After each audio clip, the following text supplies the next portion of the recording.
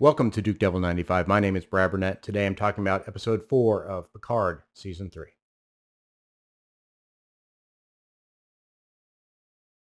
This episode is titled No-Win Scenario, and it opens 5 years ago in Guinan's bar in Los Angeles. Picard is having lunch when he's approached by a group of cadets who want to ask questions from the man himself about his adventures aboard the Enterprise and everything since then. This scene will show up throughout the whole show, but ultimately the lesson he teaches and imparts to these young cadets is that as long as you and your crew remain united and steadfast together, there's always hope that you can overcome any situation. Back in the present, the Titan continues to plunge into the gravity well. It continues to be hit by bioelectrical waves. The ship is losing power, and Riker can't find a way to reinforce the shields or power the engines. Ultimately, he diverts all power to life support, but he knows the situation is hopeless. He goes to Picard and apologizes for how he treated him. He then says when his son died, he felt nothing. He said despite all their travels, everything they've seen, he's never believed there's anything after death. And he could not bear that emptiness in himself or knowing that Deanna, his empathic wife, would feel that emptiness. So that's why he ran back to Starfleet. He tells Picard, take this one last chance to go talk to your son. After Picard leaves, Riker tries to record a message for Deanna, but just can't find the words to express himself. Now we go to 7 of 9, who is hunting down the Changeling, but she's never encountered a Changeling before, and she needs someone who knows the ship better than anyone so she can find where the Changeling may be hiding. So she goes to Captain Shaw. Reluctantly, Shaw agrees to help. He explains that Changelings are goo people who can replicate the appearance of anything, but they cannot replicate memory. So if you think someone is a Changeling, ask them a question. If they answer wrongly or lie, then you have a Changeling. He also says, if you want to track the Changeling, find the pot where they regenerate. If you find the pot, you can find some residue and track it using the biolab sensors. 7 eventually finds the pot and is on the way to the biolab when the Changeling attacks her, vaporizes the pot, and escapes through a vent shaft. Picard and Jack have gone to the holodeck to have their heart-to-heart conversation. The holodeck operates on a separate power source than the rest of the ship, which is how it's able to function. Jack basically says, I don't need to have this resolution. I don't need this. But Picard says, I think I do. At some point, some other officers walk in to seek shelter. Picard welcomes them and then tells Jack a story about how he and his namesake, the original Jack Crusher, borrowed a shuttlecraft to meet up with some very friendly women from shore leave. Along the way back to the Stargazer, the shuttle got hit with a micrometeor shower, took out the engines, took out the life support. Picard and Jack Crusher were able to cobble together a system where they could limp back to the Stargazer flying blind, basically. At that point, Captain Shaw comes in. He admits that Dr. Crusher has given him some meds that are probably hitting him a lot stronger than normal. And then he asks Jack if Picard has ever told him about the time that they first met, because Shaw and Picard first met on Stardate 4402.3. That is the Battle of Wolf 359. At that time, Shaw was an engineering officer on the USS Constance. About 50 of them made their way down to the last life pod, but only 10 could get in. A lieutenant ordered everyone in one by one, 10 people, and Shaw was the 10th person. And he always wanted to know, why was he chosen? What made him special? He says, I'm just some dipshit from Chicago, and all my friends were left to die. Then he asked Jack if he knew where his father, Jean-Luc Picard, was during the Battle of Wolf 359. He said Picard was on the Borg cube, as Locutus, setting the world on fire, killing over 11,000 Starfleet officers. Jack is about to interject to stop Shaw, but Picard stops him and says simply to Shaw, I understand, and walks away. Shaw turns to the rest of the crew on the holodeck and apologizes, saying, at some point, asshole just became a substitute for charm. Outside of the holodeck, Beverly comes up to Picard and Jack. Throughout the episode, she's been counting the time between the energy pulses, and she's figured out that the nebula is actually a womb for a spaceborne creature. The energy pulses are contractions, and when the nebula gives birth, the energy will destroy the ship. But Jack comes up with an idea to ride the energy waves out of the nebula. They propose the idea to Riker, who says it's just crazy, it's never going to work. And Beverly then reminds Riker that Deanna would say it's all about trust. They should do what they've spent their lives being great at. Picard tells them, we've faced these situations before, and if this is the end, then we'll face it as we've done it before, together. Riker agrees and says the nacelles could be opened to absorb the energy pulses and power the ship to get us out of the nebula.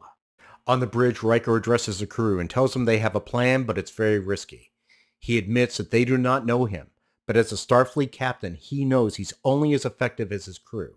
And if they all work together and remain steadfast in their duties, they will get through this situation. Now, Picard and Seven have now gone to Shaw's quarters. Picard knows that Shaw doesn't want to see him, but they need his help. And he tells Shaw, we need your help, even though you're a dipshit from Chicago. And Shaw kind of appreciates the comments. They ask him to help open the nacelles. Only he can do it because the nacelles are from an older design and none of the young engineers know the nacelles on the ship the way an old grease monkey like Shaw does. Shaw agrees and he and Seven go down to the nacelle control room. Once they're there, they start working on opening the nacelles, and Shaw comments, you know what? This would be the perfect time for the Changeling to attack. At that point, Seven contacts the bridge. On the bridge, everyone is working together to prepare the ship before the next energy pulse. Riker recognizes that Picard is the only one with experience flying blind, recalling the shuttle story that he told Jack. He says, Admiral, take the con. And Picard sits down in the command chair, orders navigation to set a course, and tells him to engage. In the nacelle room, Ensign LaForge comes in. She tells Shaw that she can help. She's familiar with this type of stuff because her father's Geordi LaForge. She then asks him questions about what would happen if only one of the nacelles got open. Suddenly, Seven points a phaser at Ensign LaForge. She says, I told Riker not to send anybody. And LaForge asks, what is wrong, Commander Hansen? And at that point, Seven blasts her with her phaser, revealing that this Ensign LaForge is in fact a changeling. Shaw asks, how did you know? And Seven says, because Ensign LaForge calls me Commander Seven out of respect. Shaw is able to get the nacelles open, and the Titan starts navigating through an asteroid field to exit the nebula. But just before all the power is gone, an energy pulse hits, powers the ship, and the Titan starts riding the wave out of the nebula. But directly in front of it, there is a Shrike. Riker orders a tractor beam to lock onto an asteroid behind it and hurls it at the Shrike, striking it right in the hull, sending it spinning off into the nebula. As the Titan leaves the nebula, we see the light that has been born by the explosion of the nebula. These jellyfish-like creatures just bloom around the Titan. And we see everyone on the bridge just looking on in awe. And Beverly simply whispers to seek out new life. Picard looks across the bridge and sees his son Jack, and then remembers back 5 years ago to when he was talking to those cadets at 10 Forward, when a young man asked Admiral Picard, had you ever had a family? And Picard said Starfleet was the only family he ever needed. That young man was Jack, and suddenly Picard realizes why Jack never reached out to him again. At the end of the show, Riker contacts Troy and explains everything he's gone through, explains what he's been feeling, and how this whole experience has made him realize there's a whole universe out there that can be beautiful. And she says, it's lovely to hear you speak like that again. He apologizes for the way he's been acting and says he wants to fix things with her. Picard makes a log entry where he recounts how fortunate they were to escape, but there are still questions about why Vadic is after his son. We then cut to a scene with Jack, who's suddenly experiencing hallucinations again. We see the red door, but there's more this time. There's a scene of destruction, looks like a city being destroyed in a wave of red energy, and voices just echo to him, find me, and together soon. And that's where the episode ends. Okay. So much good stuff in this episode. I freaking love this episode. This is great. There's still some stuff I didn't like, but they're mainly nitpick stuff. The most glaring, of course, is the use of 20th and 21st century language. The F-bomb. I don't like the F-bomb being used in Star Trek. I know Terry Matalas posted a tweet explaining why it was used, his rationality behind it, and I understand. But based on what I've seen in Star Trek over 40 plus years, it just is not used. Other examples, Shaw calls a changeling an asshole, a jackass if Picard and the original Jack were going to get laid. Um, you know, Shaw talks about weird shit happening on the Stargazer, referring back to the second season where the Borg became kind of friendly. Okay, true, it is weird shit, and he kind of knocks it off, which is a good retcon.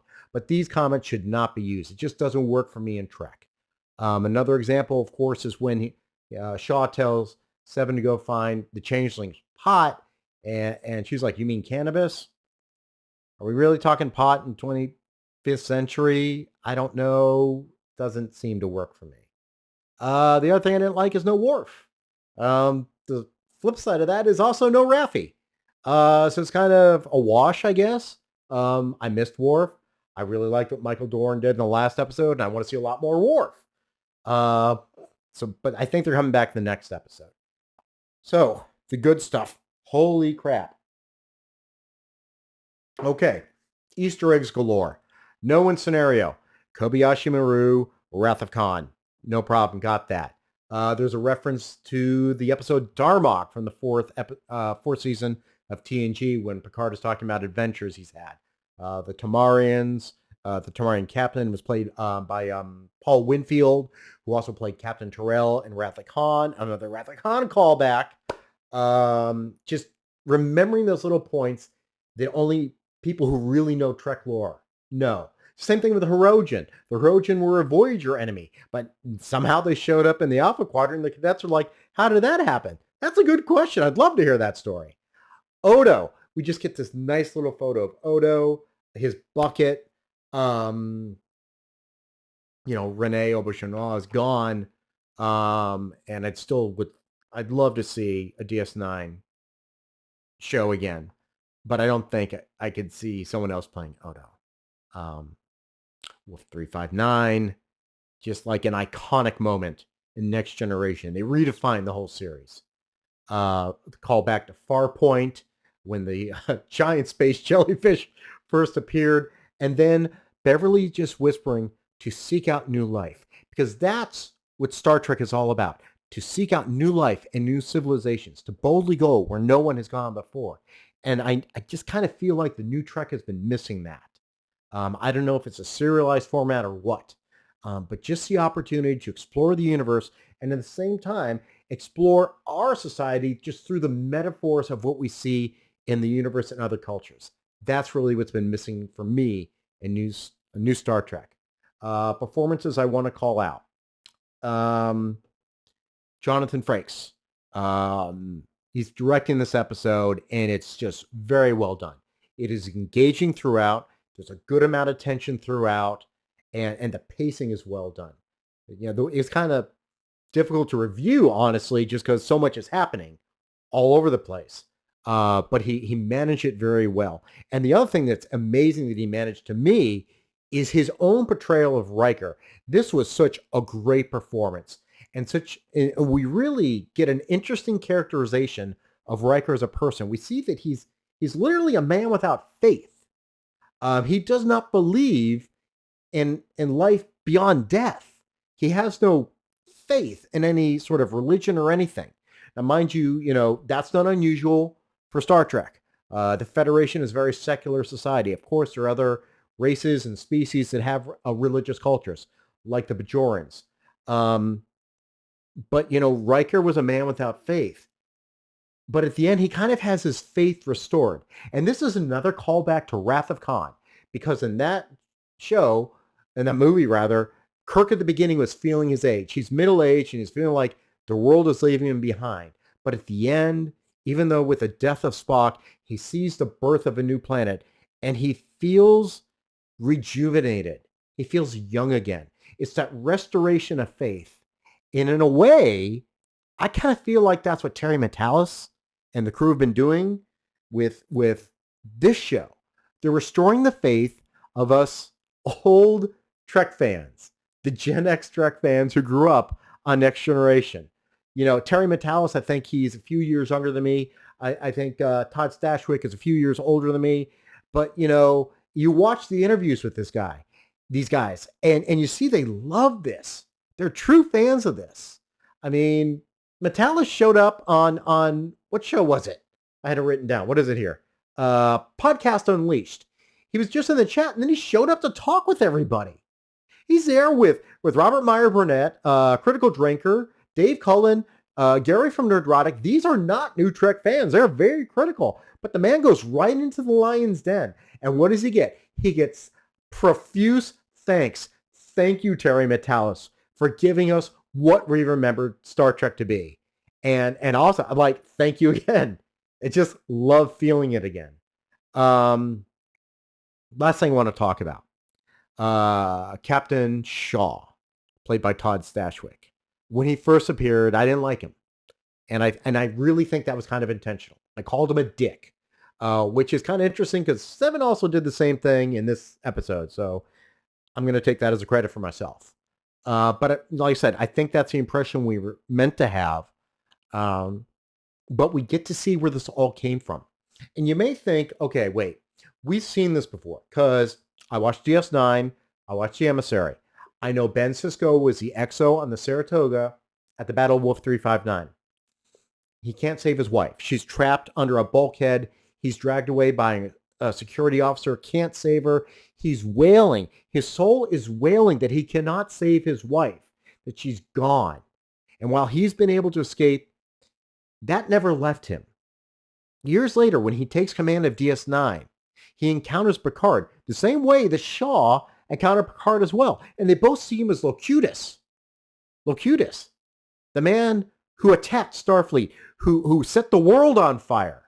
And for Sisko, the difference between him and Shaw, the difference between Sisko and Shaw is this. Sisko is mourning the loss of his wife. He can't move beyond that place. It's only when the prophets, the wormhole aliens, take him through their exploration of linear time. And they keep bringing him back to the same point where his wife died. And he's like, why do you keep bringing me back here? Why do you keep bringing me back here? And he's because you exist here. And that's when he realizes, I've never let go. I need to let go of this moment. I can love my wife, but I need to let go and move on so that I can move on with my life.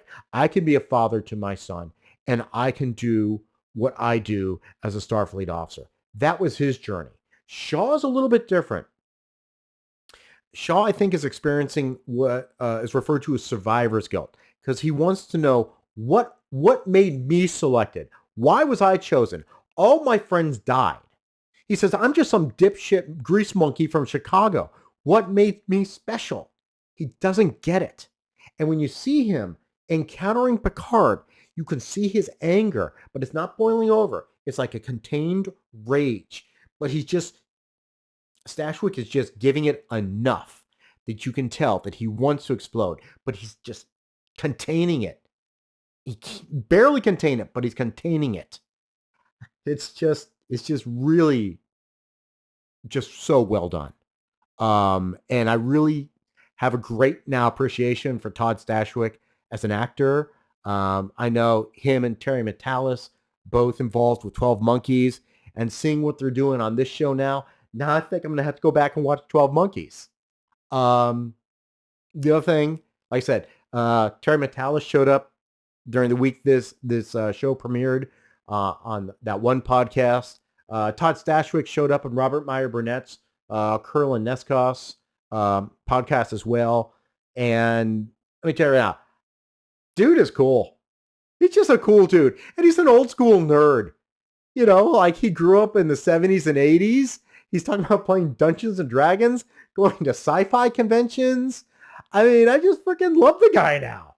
It's just like the connection for me is like, well, that's kind of me. And it's great to see people who really grew up on this stuff making it and remembering, you know what, this is what was good about it. This is why we liked it. This may be it. Look, this may be it for what we get with live action Star Trek. And this may be it for Next Generation. If it is, then I am just extremely grateful that we get this great send-off. There's 4 episodes. I think I heard that it's broken down as sort of, we got 10 episodes, three arcs overall. So I think we're going to the new arc now. I'm just very excited to see where we go next. I heard next episode is going to be something that's going to really just sort of get emotional for some reason. I don't know what's going to be, but I'm looking forward to it. So